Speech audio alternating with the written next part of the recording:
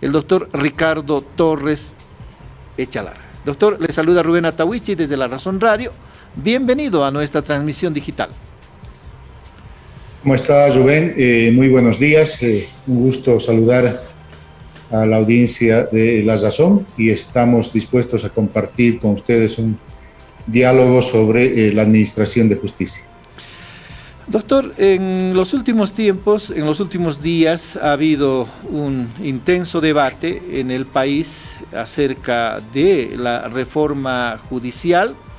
Hay necesidad de atender las recomendaciones del grupo de expertos independientes que precisamente dijo que la justicia en el país tiene muchos problemas, tanto el órgano judicial como el Ministerio Público. ¿Qué posición inicial tiene, qué lectura tiene de estas recomendaciones el órgano judicial, que es el cuarto de los órganos del Estado plurinacional?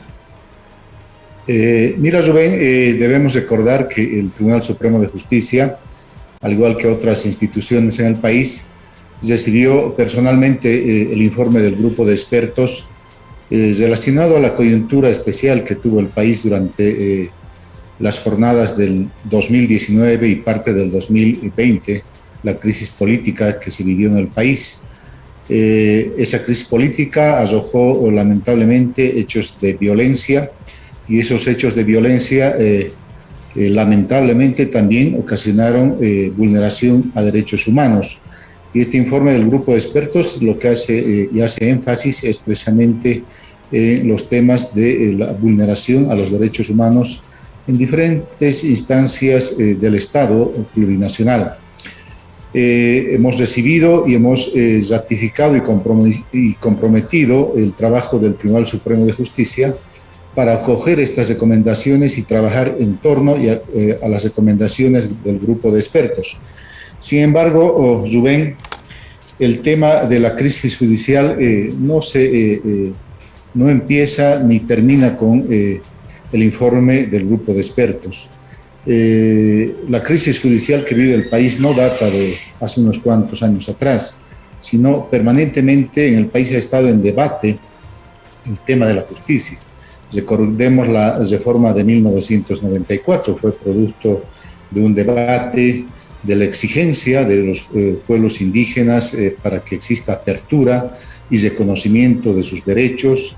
Es ahí ya en 1994, por ejemplo, que se empezó a hablar de una jurisdicción y una justicia indígena, no como la que tenemos ahora en la Constitución Política del Estado, pero sí ya se debatió ya de alguna manera se avisoraba que la forma de designación de ministros en aquella época ya tenía un periodo agotado y debería ser debatido y cambiado.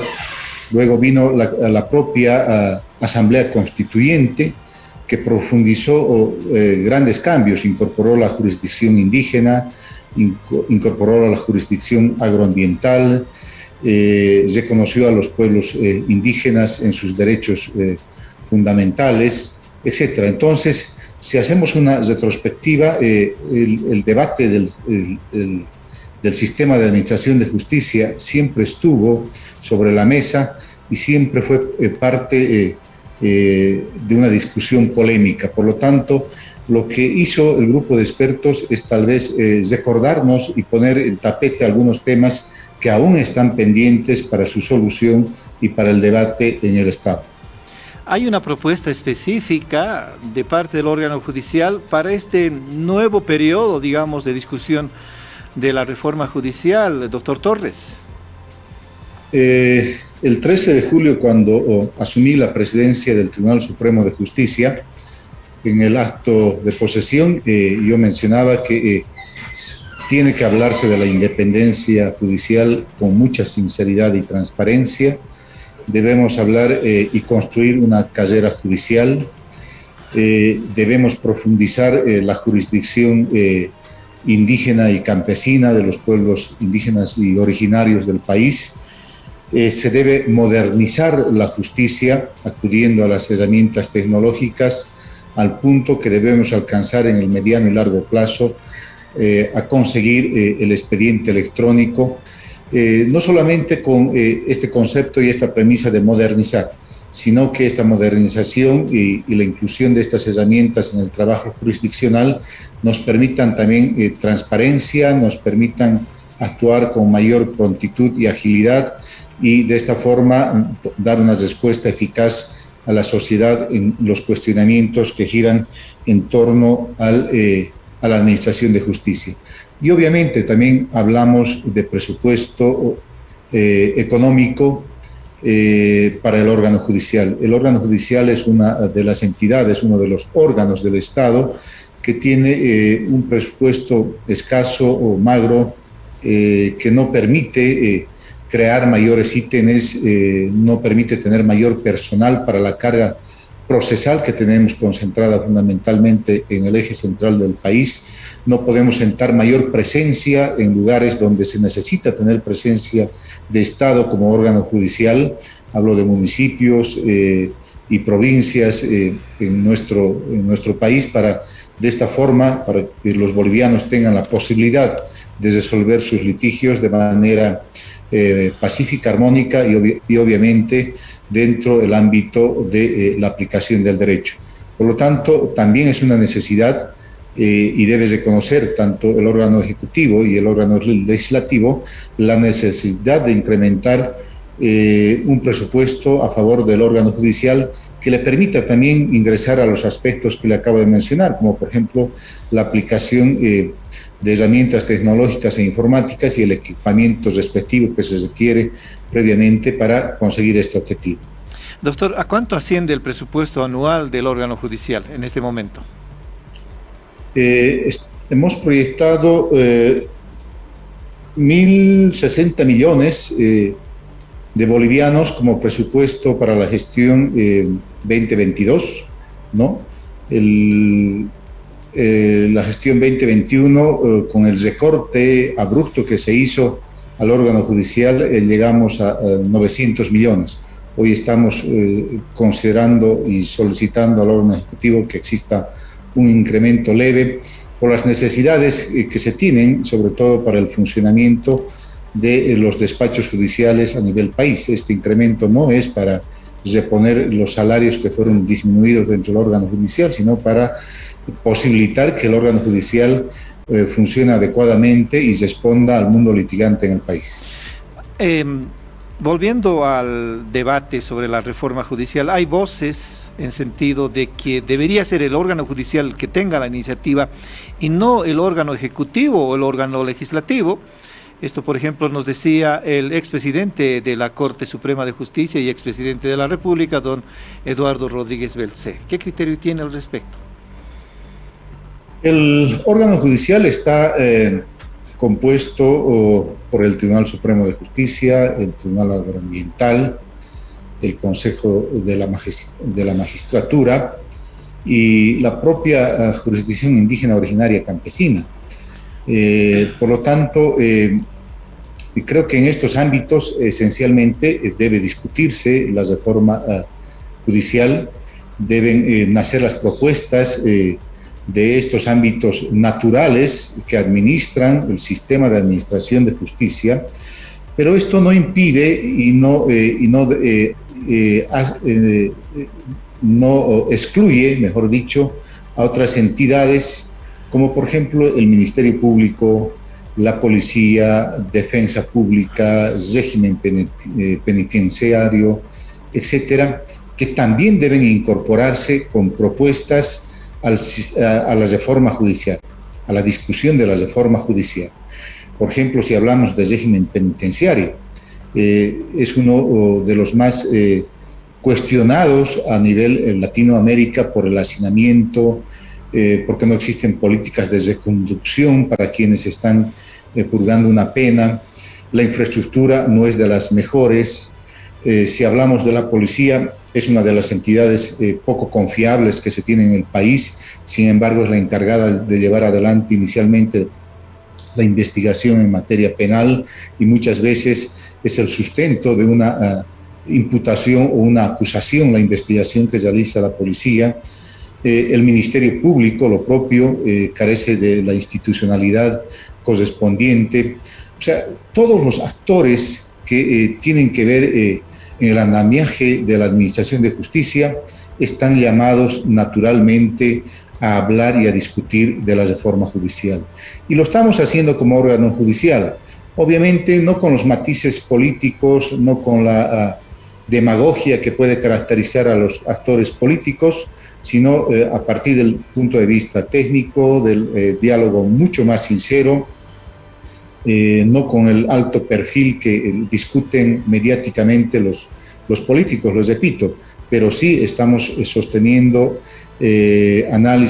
discusión y análisis respecto a los puntos que le acabo de señalar que en ocasión de la posesión del nuevo presidente ya lo habíamos manifestado y expresado como preocupación y como propuesta del Tribunal Supremo de Justicia para discutirlo al interior del órgano judicial.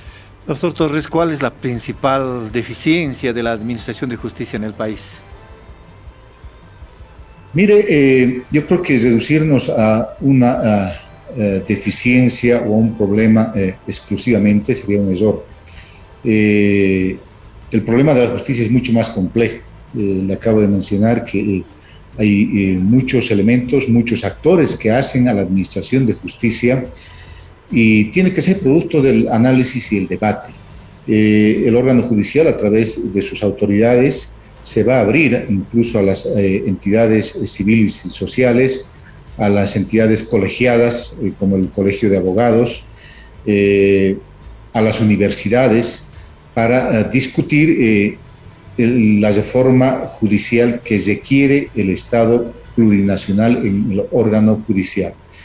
No creo yo tanto en que una persona o un grupo de personas leídas puedan tener la solución a un problema complejo que tiene el Estado plurinacional de Bolivia. Este no es un problema del órgano judicial, este es un problema del Estado plurinacional de Bolivia, otrora república, porque muchos de los males vienen desde la época de la república. Se intentaron superar en el Estado plurinacional con la nueva constitución política del Estado. Sin embargo, aún permanecen muchos de aquellos, porque posiblemente no hemos logrado descolonizar la mente de muchos funcionarios judiciales, de muchos operadores de justicia. Y tal vez muchas de las iniciativas e instituciones que se crearon en el nuevo modelo y formato de administración de justicia también están fracasando. Por lo tanto, debemos replantearnos desde esos enfoques la nueva reforma judicial. Y tiene que ser la construcción de la sociedad, de sus entidades llamadas por ley y de sus entidades que pueden acompañar en esta reforma judicial para mejorar y construir un nuevo órgano judicial al servicio de la sociedad y del Estado. Presidente, ¿es efectiva la elección de autoridades judiciales por voto popular? Han surgido cuestionamientos incluso de parte de quienes en su momento las han promovido. Yo sostengo que al momento es lo mejor que se tiene en comparación a las designaciones prácticamente partidarias y políticas que regían antes de la elección de magistrados. Recordemos que los ministros de la Corte Suprema eran designados directamente por el Congreso de entonces, hoy Asamblea Legislativa.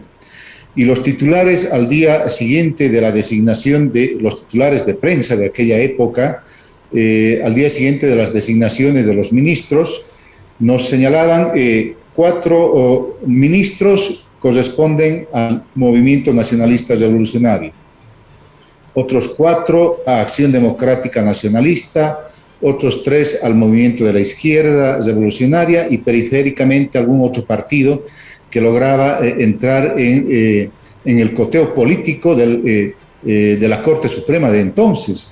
Y la prensa del momento nos señalaba con nombre y apellido quienes pertenecían a qué partido político. Y yo no conozco que en ese momento haya habido un líder político que se haya desgallado las vestiduras porque 4 eran del MNR, otros 4 de ADN y otros 3 y 2 de algún partido periférico. Por lo tanto, el día de hoy, los magistrados del Tribunal Supremo, del Tribunal Constitucional Agroambiental y Consejo de la Magistratura han superado ese defecto histórico de origen, de génesis, bajo el cual nacían los operadores de justicia en los altos tribunales. Hoy, quien les habla y quienes nos acompañan en los máximos tribunales, venimos de la decisión del soberano. El soberano, mediante el voto, nos dio legitimidad e hizo posible que accedamos a los altos cargos de los tribunales de justicia en el país. Si esto no está funcionando, obviamente puede ser perfectible en cuanto a meritocracia, en cuanto a filtros para mejorar el perfil de los profesionales, etcétera. Pero yo creo que la elección que realiza el soberano frente a la designación pura, política y marcada por consignas políticas, yo creo que es la mejor que tenemos en este momento. Y yo le comento, mi estimado Rubén, de que en gran parte de los tribunales de administración de justicia, hablo de los máximos tribunales, en este momento tenemos como magistrados a gente de carrera. Tenemos a ex vocales, tenemos a expresidentes de tribunales departamentales, a ex representantes del Consejo de la Magistratura, etcétera. Por lo tanto, si se cataloga el tema meritocrático, también tenemos a gente meritocrática, tenemos a gente calificada, a gente con trayectoria y experiencia que está administrando justicia.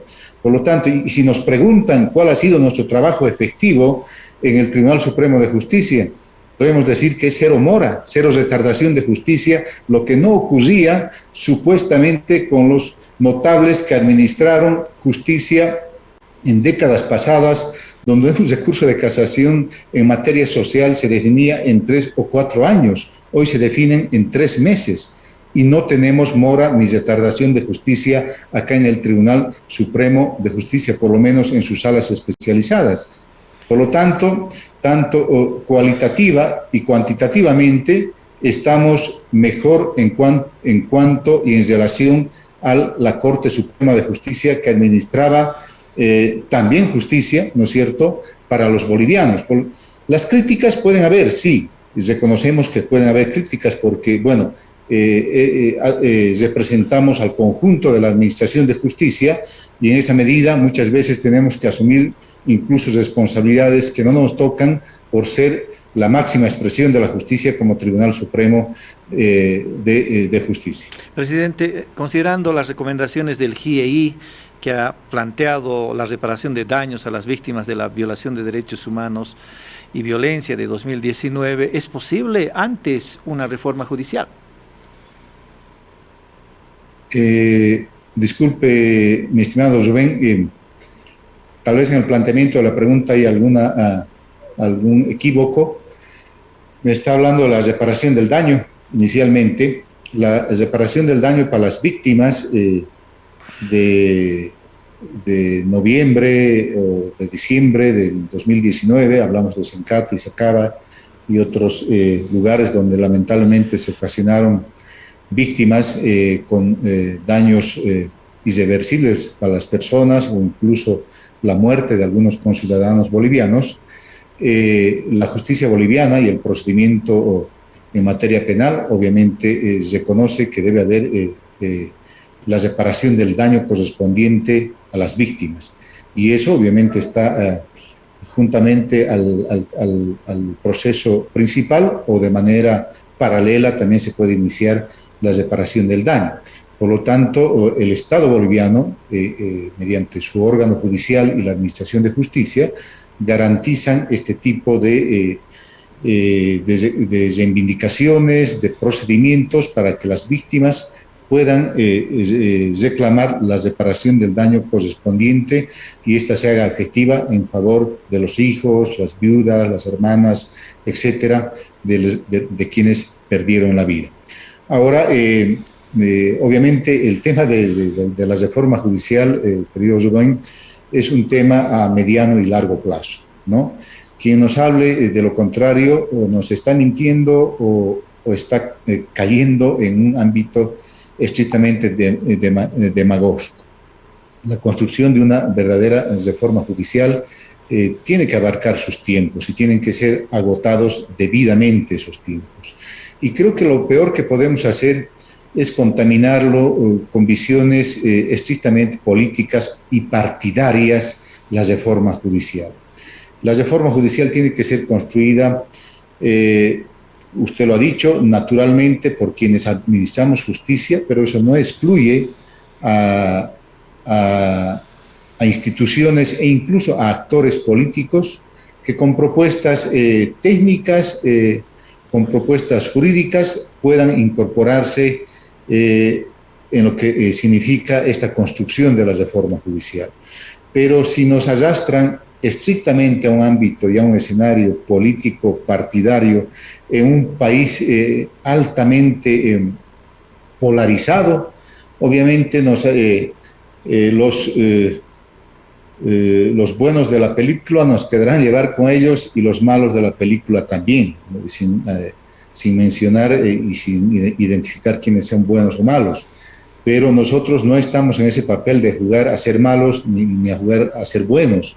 Lo que queremos es contribuir, inicialmente es reconocer la necesidad de una reforma judicial, trabajar de manera coordinada con los actores que administran justicia y las organizaciones sociales y civiles y académicas para construir una plataforma a partir de la cual se pueda construir una verdadera reforma judicial y finalmente hacer que estos planteamientos sean recogidos por el escenario político, es decir, por los actores políticos, para que sean trasuntados en normas, en leyes o en reformas que debidamente deben ser tramitadas y aprobadas por la Asamblea Legislativa.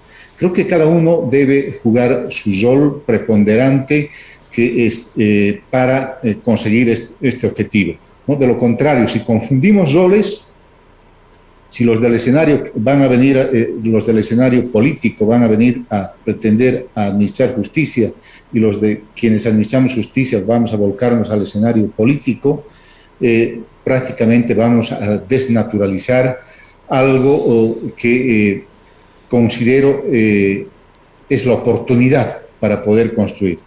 Tenemos la oportunidad histórica, tenemos la oportunidad para rediseñar el órgano judicial y trabajemos tras ese propósito. Le agradezco pues, doctor Torres, por la deferencia con La Razón Radio. Interesantes respuestas, seguramente van a generar repercusión y ojalá de aquí en adelante pueda hacerse posible una reforma judicial gradual en el mediano y largo plazo, sin contaminación política, como usted dice. Gracias, doctor Torres. Muchas gracias, Rubén, y bueno, estamos siempre prestos a dialogar con La Razón. Será hasta una próxima oportunidad. Muchas gracias. Hasta una próxima oportunidad. Era el doctor Ricardo Torres Echalar.